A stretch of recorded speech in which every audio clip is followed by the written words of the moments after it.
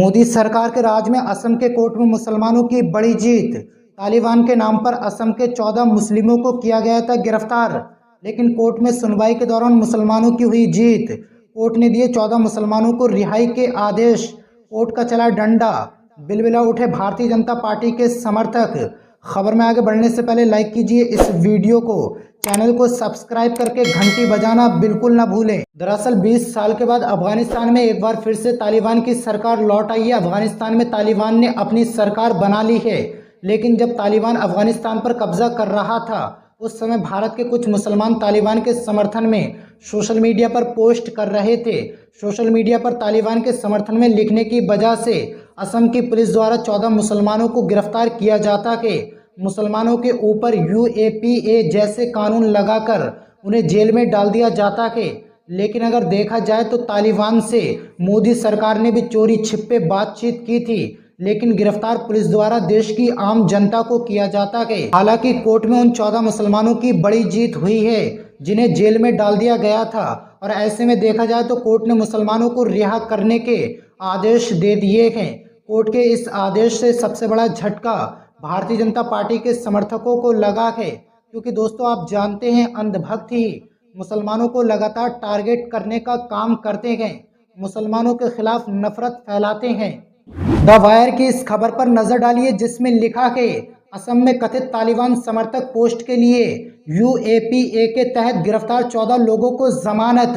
असम की एक अदालत ने कम से कम ऐसे 14 लोगों को जमानत दी है जिन्हें अफगानिस्तान पर तालिबान के कब्जे के बाद कथित तौर पर इसके समर्थन में सोशल मीडिया पोस्ट लिखने के कारण गिरफ्तार किया गया था। इस मामले में एक को छोड़कर सभी पर कठोर UPA के तहत मामला दर्ज किया गया था, जिसके कारण जमानत मिलने में बहुत मुश्किल हो जाती। हालांकि असम के कोर्ट ने अपने फैसले में कहा उन्हें जेल में रखने के लिए असम की पुलिस के पास कोई ठोस सबूत नहीं है और कोई सबूत नहीं है, इसलिए उन्हें रिहा किया जाए।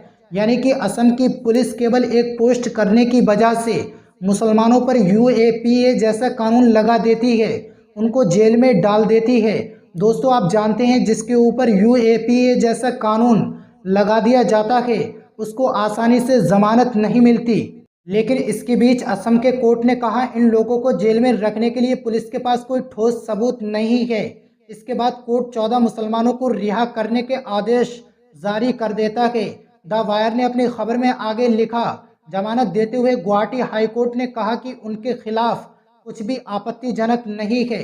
जस्टिस सुमन शाम ने कहा कि यदि ये मान भी लिया जाए कि संबंधित फेसबुक पोस्ट को उन्होंने लिखा है, तब भी उनको अपराधी करार नहीं दिया जा सकता, उनको अपराधी नहीं माना जा सकता।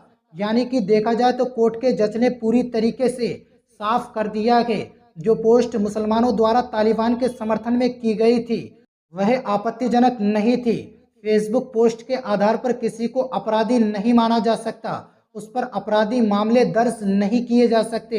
लेकिन असम की पुलिस आंखें बंद करने के बाद मुसलमानों को जेल में डाल देती है, उन पर UAPA जैसा कानून लगा देती है। और ऐसे में जो फैसला कोर्ट ने दिया है ये कहीं ना कहीं असम की पुलिस के ऊपर तमाचा है, क्योंकि कोर्ट ने साफ साफ कह दिया है जो फेसबुक पोस्ट की गई थी उसमें कुछ भी आपत्तिजनक नहीं था। लेकिन इसके बाद भी असम की पुलिस द्वारा मुसलमानों को गिरफ्तार करके उनको जेल में डाल दिया जाता है, उन पर UAPA जैसे कानून लगा दिए जाते हैं। लेकिन इस पूरी खबर पर आपकी क्या राय है हमें कमेंट बॉक्स में ज़रूर बताएं। मिलते हैं ऐसी न्यू अपडेट के साथ, तब तक के लिए अल्लाह हाफिज़।